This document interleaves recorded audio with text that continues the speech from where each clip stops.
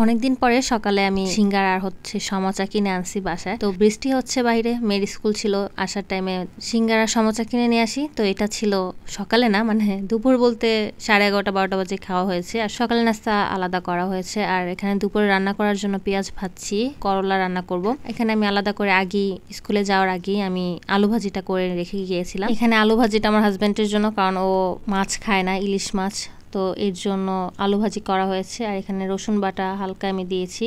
পেঁয়াজটা ভাজা শেষ হয়ে আসলে আমি হলুদের গুঁড়া, মরিচ, তারপর লবণ সব দিয়ে মশলাটা ভালো করে কষিয়ে তারপরে আলু দিয়ে দিব।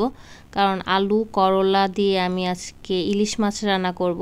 তো করলা দিয়ে ইলিশ মাছ কারা খেয়েছেন আমাকে কমেন্ট করে জানাবেন। কারণ আমার করলা দিয়ে আমি অনেক কিছুই খেয়েছি, অনেক আইটেম রান্না করি, এখনও পর্যন্ত করি, কারণ এখন করলাটা ভালো লাগে। এর আগে তো আমি মুরগির মাংস রান্না করেছি। অনেকে বলছেন যে কেউ কখনো করলা দিয়ে মুরগির মাংস খাননি, যাই হোক আমি খেয়েছি। ইলিশ মাছ এক একজন এক এক রকম আইটেম করতেছে, বেগুন দিয়ে রান্না করতেছে, তারপর হচ্ছে সর্ষে ইলিশ, মানে সর্ষে বাটা দিয়ে ইলিশ যেটা। তো এখনও পর্যন্ত আমার সর্ষে বাটা দিয়ে কোনো ইলিশ খাওয়া হয়নি। তো যাই হোক সামনে করব। আর করলা দিয়ে আমার অনেক দিন যাবত খেতে ইচ্ছা করছিল ইলিশ মাছ, কড়া করে ভাজি করে, তারপর করলা মানে একটু ঝোল ঝোল টাইপের।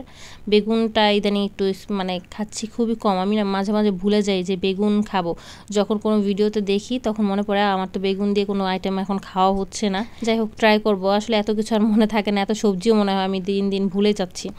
আর এখানে পেঁপে কেটে নিয়েছি, পেঁপে আমি ভর্তা করব। পেঁপেগুলো এখানে ভালো করে ধুয়ে নিচ্ছি, তারপর সেদ্ধ করে নেব।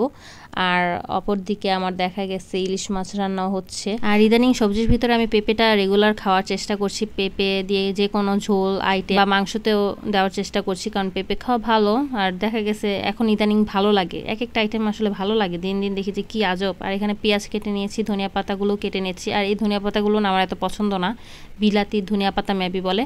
তো একটা হচ্ছে ইলিশ মাছের ফাইনাল লুক। উপরে আমি জিরার গুঁড়া দিয়ে দিয়েছি, খুব মজার হয়েছিল রান্নাটা। করলা দিয়ে ইলিশ মাছ খুব মজার লাগে আমার কাছে। আর পেঁয়াজ মাখিয়ে নিব, মানে পেঁয়াজ ভর্তাটা আগে করব পেঁপে ভর্তা করার জন্য। এখানে সরিষার তেল, পেঁয়াজ, ধনিয়া পাতা, শুকনা মরিচ এগুলো দিয়ে মাখিয়ে নিয়েছি। তারপর পেঁপেটা অনেক বেশি গরম ছিল, তাই চামচের সাহায্যে আগে কিছুটা মানে মাখিয়ে নিয়ে তারপর আমি হাত দিয়ে করেছি। তো এটা হচ্ছে আমার পেঁপে ভর্তা শেষ করা। তো এই ছিল দুপুরে রান্নাবান্না। তারপর খাওয়া দাওয়া শেষ করে সন্ধ্যায় একটু কলা আর দই মিক্স করে নিয়েছিলাম, এটা আমার অনেক বেশি পছন্দ। আর টক দই আমি বাসায় বেশিরভাগ বানাই, বাহিরটা খুব কম কেনা হয় আমার। তো এটা বাসায় বানালে আমার কাছে বেস্ট লাগে। আর আমার মেয়ে আর আমি দুইজনেই কিন্তু টক দই আর কলা এই মিশ্রণটা আমার অনেক বেশি পছন্দ। তো সন্ধ্যায় তো এটা খাওয়া দাওয়া করা হয়েছে। আর আমার হাজব্যান্ড বলছে একটু চানাচুর মাখা করার জন্য সন্ধ্যায়, তো আর হচ্ছে নাগামরিচিতে একটু চানাচুর মাখা করে দিয়েছিলাম। তো এই ছিল আমার সারাদিন রান্নাবান্না, সন্ধ্যায় খাওয়া দাওয়া। এতটুকু স্টপ করবো ভিডিওটা। সবাই ভালো থাকবেন, সুস্থ থাকবেন, দেখা হবে নেক্সট ভিডিওতে। আল্লাহ হাফেজ।